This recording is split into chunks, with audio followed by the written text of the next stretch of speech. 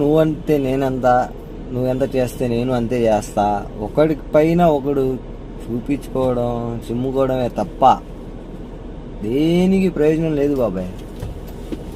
మీరే అని కాదు, హిందువులు అనేదే కాదు, మన ముస్లిం సోదరులు కూడా అలాగే ఏడ్చారు, అలాగే ఉన్నారు. పేరుకే ముసల్మాన్, చేస్తున్న పనులు మొత్తం దంగేబాస్ పనులే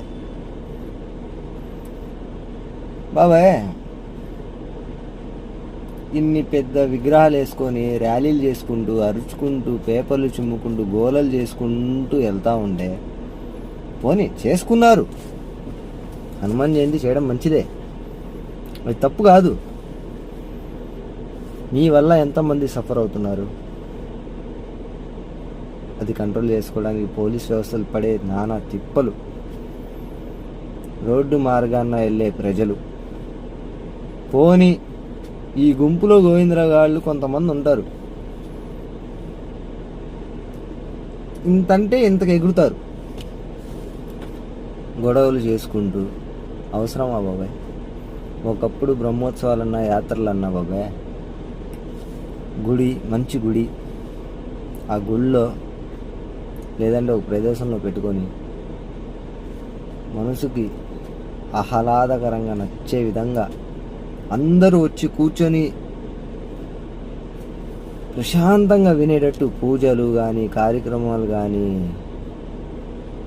అన్నీ చాలా బాగా జరిగాయి బాబాయ్. అవి మొత్తం ఎటుపోతుంది బాబాయ్, అసలు మన కల్చర్ ఎటుపోతుంది? పోనీ వదిలేయండి, పెద్దోళ్ళు తీరే ఇలా ఉంది. ఇప్పుడు ఏదో జెన్ జీ అంట కొత్తగా అవతారం ఎత్తింది, మన 2000 సంవత్సరం పుట్టిన ఏదైతే జనరేషన్ ఉందో జెన్ జీ అంట.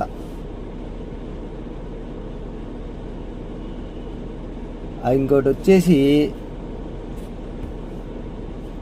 ఆల్ఫా అంట.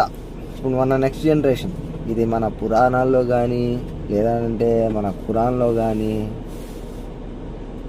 మన వేదాల్లో కానీ రాసిలేవు కొత్త కొత్త పేర్లు. అందుకనే బాబాయ్ మనం మారాలి. ఇప్పుడున్న జనరేషన్ ఎలా ఉందండి బాబాయ్, లైకుల కోసం షేర్ల కోసం బట్టలు ఇప్పు తీసుకొని గెంతుతున్నారు బాబాయ్. తన ఒంటిని తను ఎవడైతే పెళ్లి చేసుకోబోతాడో వాడికి చూపించాల్సిన తన శరీరాన్ని విచ్చలవిడిగా ఎవడికి పడితే వాడిని చూపిస్తున్నారు, గెంతుతున్నారు. ఇది లైకులు షేర్ల కోసం. రీసెంట్గా ఒక 3 రోజుల కిందట నేను వీడియో చేయకపోవడానికి కూడా కారణం ఇదే బాబాయ్. నిజం చాలా చేదు లాంటిది. నిజం చెప్తే తొందరగా జీర్ణించుకోలేదు బాబాయ్, రిటర్న్ మా పైన బురద పడిద్ది. ఇప్పుడు నాకు దీంట్లో ఏదో వచ్చేసిద్దని కాదు, అరే మన బతుకులన్నా అట్లీస్ట్ మనం ఇలా తయారయ్యాం, మన నెక్స్ట్ జనరేషన్ మన పిల్లలు కానీ వాళ్ళైనా మారుతారు, మంచిగా అవుతారు, బాగుపడతారు. మనమే కరెక్ట్గా ఉండాలి. 5 ఏళ్ళు ఒకలా ఉండవు బాబాయ్. కానీ ఒకలా లేకపోయినా దేన్నైతే మనం వినియోగిస్తామో సరిగ్గా యూస్ చేస్తుంటేనే కదా చెయ్యి అనేది పనికొచ్చేది. అలాగే మన వచ్చే జనరేషన్ కూడా మార్చడం అనేది మన దాంట్లోనే ఉంది బాబాయ్. ఎవడో వచ్చి ఏదో చేయడు, ఏది ఇవ్వడు, ఏమీ పెట్టడు. నీ బతుకు నీదే, నీ కష్టం నీదే, నీ బాధ నీదే. ఇంకోటి ఏంటంటే ఈ కొత్తగా ఇప్పుడు జరుగుతున్నాయి హనీ ట్రాపులు.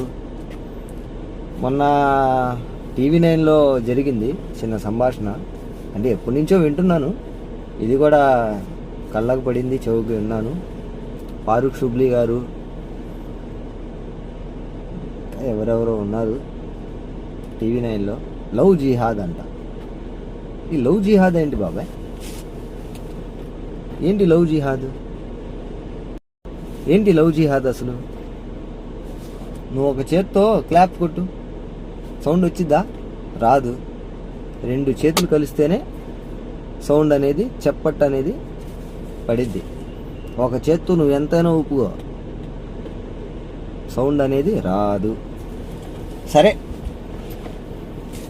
ప్రేమించి మోసం చేశాడు, అమ్మాయిని పాడు చేశాడు, రేపులు చేశాడు అంటే బాబాయ్ మన వ్యవస్థ ఎటుపోయింది, మన లా ఎలా ఉంది?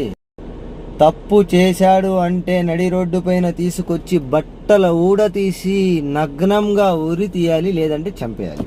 అలా చేస్తేనే కానీ మనుషులు మారరు. సరే, చేసినోడు దాంట్లో పెద్ద స్థాయి వాళ్ళు ఎవరు ఉన్నారనుకో, వాళ్ళకి మాత్రం సూపర్ జస్టిస్, అప్పే దాంట్లో డోకలేదు బాబాయ్. అలా వస్తారు బయటికి, అలా తిరుగుతూ ఉంటారు. అదే వేరేవాడు చేస్తే న్యాయం ఎక్కడ గెలుస్తుంది? న్యాయం, మన న్యాయ వ్యవస్థ కూడా భ్రష్టు పట్టింది. పోనీ ఇంకోటి ఏంటంటే, మన కల్చర్ కూడా మారాలి బాబాయ్. చిన్న చిన్న చెడ్డీలు మిడ్డీలు ఇది కాదు బాబాయ్ మన సాంప్రదాయం. ఏ బాబాయ్ మన పురాణాల్లో కానీ, అప్పుల్లో రాముడు సీత అంతకు ముందు ఉన్న దాంట్లో ఏదైనా కానీ చిన్న చిన్న గుడ్డలు వేసుకుని తిరగలేదు బాబాయ్. సీతాదేవిని రావణాసుడు ఎత్తుకెళ్ళిపోయాడని చెప్పి తెలిస్తేనే హనుమంతుడు వెళ్ళి లంక మొత్తం నిప్పంటిచ్చాడే. ఇప్పుడు అలా ఉందా? లేదు. ఏంటంటే బాబాయ్, ఆడవాళ్ళకి ఎక్కువ ఆపర్చునిటీస్ ఇచ్చేయడం వల్ల ఇప్పుడు మగవాళ్ళు అనేది వీక్నెస్ ఏం లేదు కదా బాబాయ్. ఆడవాళ్ళతోనే వీక్నెస్ జరిగిపోయింది. వాళ్ళకి అందరికీ సమాన హక్కు ఇచ్చేస్తే అంతా అయిపోయింది. ఏముంది బాబాయ్, ఆడది దేనికి సృష్టించాడు ఆడదాన్ని? నేను చెప్తున్న దాంట్లో ఏమైనా తప్పుంటే క్షమించండి. నేను మీకు ఒక అన్న తమ్ముళ్ళు లాంటి, నాకు ఆడబిడ్డ ఉంది, నేను పెళ్లి చేసుకున్నా.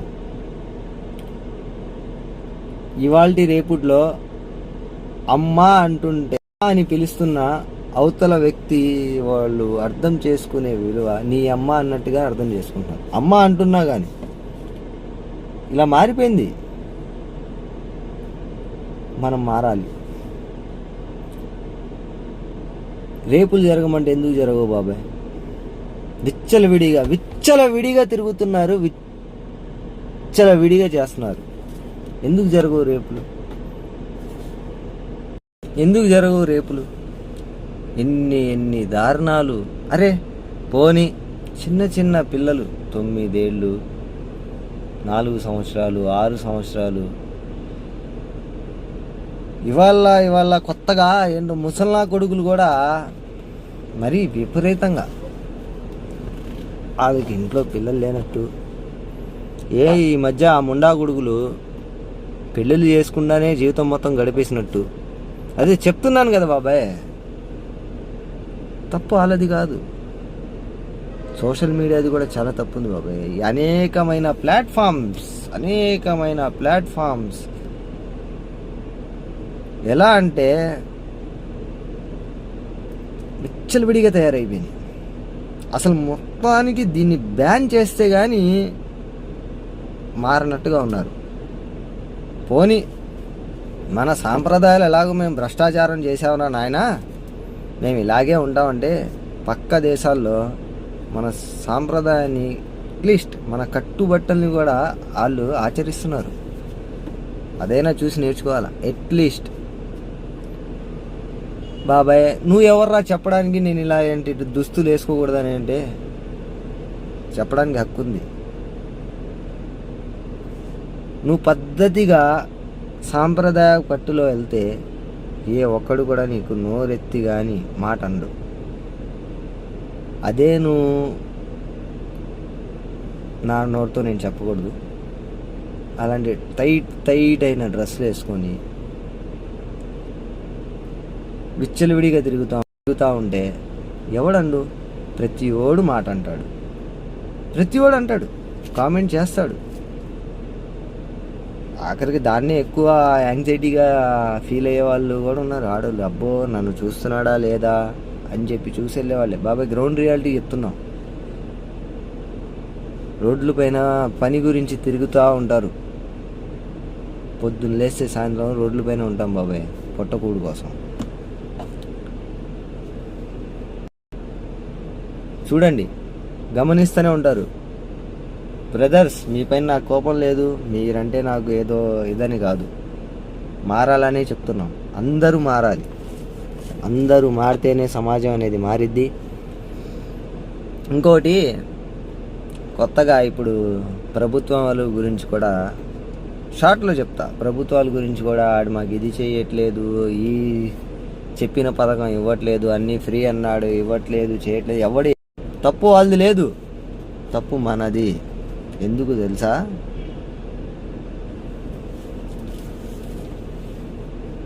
గెలిచిన తర్వాత నువ్వెవరో నేనెవరో. పోనీ కొత్తగా ఇప్పుడు తయారవుతున్నారు, జేబుల్లో కత్తులు పెట్టుకొని తిరుగుతూ, అబ్బో నువ్వు నాకు ద్రోహం చేసావు, అబ్బో నువ్వు నన్ను కొట్టేసావు, చంపేసావు అని చెప్పి ఆడిని వెళ్ళి నరకేయడం. ఇలాంటి మాత్రం ధైర్యంగా చేయండి, చాలా ధైర్యంగా చేయండి. ఒకడిని చంపేసి వాళ్ళ కుటుంబాన్ని రోడ్డుపైకి తెచ్చేయండి, అది తప్పులే. దీంట్లో పోలీస్ వ్యవస్థ వాళ్ళు ఎంత బాధపడుతున్నారంటే దీంట్లో ఏమైనా ఉన్నోడు చేశాడనుకో, ఆడిని రక్షించలేక, బయటికి తీసుకురాలేక, వాళ్ళ తిట్లు పడలేక, పోని లో కేటగిరీ వాళ్ళని నిందితుడిగా చేయడానికి వాళ్ళు పడే వ్యవస్థ, పాపం వాళ్ళ కష్టాలు మామూలు కష్టాలు కాదు. పాపం పోలీసు వాళ్ళది కూడా తప్పులేదు బాబాయ్. ఇంట్లో అమ్మ కానీ నాన్న కానీ అరే కాపాడుకోవడానికి ఎంతో అబద్ధాలు చెప్తారు. వీళ్ళు కూడా అంతే బాబాయ్. పోలీసు వాళ్ళది కూడా తప్పులేదు, తప్పు మనదే తప్పు. మనం మారితే కానీ అన్నీ మారవు. రాజకీయ కుర్చీలో కూర్చున్నంత మాత్రాన దేవుడు ఆడిని పైనుంచి డైరెక్ట్గా దింపలా. మనమే ఎక్కించాం, మనమే ఇచ్చాం కుర్చీ.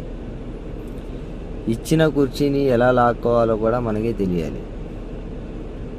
మనం మారాలి, మనమే మారాలి. వాళ్ళది తప్పు లేదు, వాళ్ళని ఒక్క మాట అనమాకండి. నువ్వు ఏ రోజైతే ఓటు వేస్తావో, నీ ద్వారా ఇంకో 10 మంది చేత ఓటు వేపిస్తావో, ఆ తప్పు నీది. నువ్వు కరెక్ట్ నాయకుడిని ఓటు వేయించి గెలిపిస్తే ఇంతెందుకు వచ్చింది? రాదు కదా. పోనీ గెలిపించేశారు, గెలిచిన తర్వాత ఇంకా అంతా చూసుకుందాంలే, గెలిచేసాం, ఇప్పుడు వాళ్ళు చేయాల్సింది ఏముందంటే కాలర్ పట్టుకొని అదే ఎక్కిచ్చిన సింహాసనాన్ని దింపేసి ధైర్యం కూడా మనలో ఉండాలి. కత్తులు పట్టుకొని ఎవడో ఏదో చేశాడని చెప్పి ఆడిని చంపేయడం, ఈయన్ని చంపేయడం, ఇది కాదు బాబాయ్, ఇది కాదు నైజం. కానీ తప్పు వాళ్ళది కాదు, మనదే తప్పు, మనదే మారాలి. ఏ రోజైతే ఇచ్చిన కుర్చీని ఎలా లాక్కోవాలో కూడా తెలిసిన వాళ్ళదే పై చెయ్యి బాబాయ్. మనం మారాలి. మన వాళ్ళకి ఇలాగే ఉన్నామంటే కర్మ మనదే. కర్మ ఎప్పుడు తిరిగే వచ్చిద్ది. ఎక్కడైతే తప్పు చేసావో అక్కడికే తిరిగి వచ్చి నీకు ఫలితం అనేది ఇచ్చిద్ది. మనం చేసుకున్న కర్మే బాబాయ్ ఇలా ఉంది. అందుకనే గ్రహాలు కూడా పట్టించుకోవట్లా, అనుకూలంగా లేవు గ్రహాలు. ఉన్నోడు ఎప్పటికీ ఉన్నోడులాగానే ఉంటాడు బాబాయ్, లేనోడు ఎప్పుడు రోడ్డు పైనే ఉంటాడు. దీంట్లో ఇంకో సందేహం కూడా ఉంది. ఉన్నోడు ఎప్పుడు బాగానే ఉంటాడు. దీన్ని అరకట్టాలని చాలా విధాలుగా అర్ధరాత్రి పూట సర్ప్రైజ్ ప్లాన్లు చేసుకుంటూ కూడా టెస్టులు చేసి డ్రగ్స్లో పట్టుకున్నవాడిని, అంటే ఆ అలవాట్లు ఉన్నవాడిని క్లాస్ ఇస్తున్నారు, రీహాబిలిటేషన్ సెంటర్కి పంపిస్తున్నారు. మొత్తం ఓకే, బాగానే ఉంది. అసలు దీనికి మన దగ్గర వరకు వస్తుందన్నా కానీ పెద్దల హస్తాలే ఉన్నాయి. సత్యం అనేది ఎప్పుడు ఒకచే చోట దాగుండదు. ముసుగులు మార్చుకుంటూ తిరుగుతూ ఉంటారు.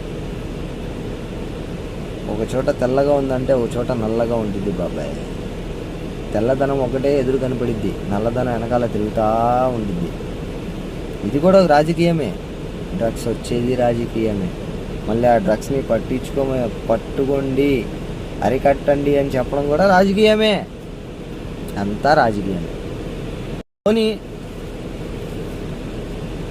డ్రగ్స్ తాగేవాళ్ళు బాగుపడుతున్నారా?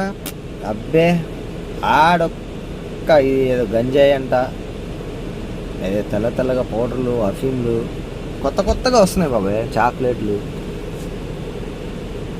తిన్న తర్వాత ప్రయోజనం ఏమైనా ఉందా? అబ్బాయి ఆడ పగలు తీసాను పని చేస్తున్నాడంటే లేదు, చేతులు కోసుకోవడం, లేదంటే అవతలని కోసేయడం. ఆ కొద్దిసేపటి వరకే, తాగిన ఒక అరగంట, గంట, లేదంటే మహా అయితే 4 గంటలు 5 గంటలు. ఇప్పుడు వరకు ఆడు హీరో. అప్పో ఏ అంటే అందరూ ఆడి ముందు వంగిపోవాల, లేదంటే ఆడు ఆగడు కదా. 100 రూపాయల కోసం పాప్కార్న్ అమ్ముకునే బండి వాళ్ళ దగ్గర కూడా కొట్టి లాగేసుకుంటున్నారు. రోడ్ల పక్కన పడుకునే పేదోళ్ళ దగ్గర కూడా లాక్కుంటున్నారు. మారండి బాబాయ్. డ్రగ్స్ తాగడం వల్ల నీకు నువ్వు లోపల చంపుకుంటున్నావు, కానీ అవతలది ప్రయోజనం ఏం లేదు. పోనీ దీనివల్ల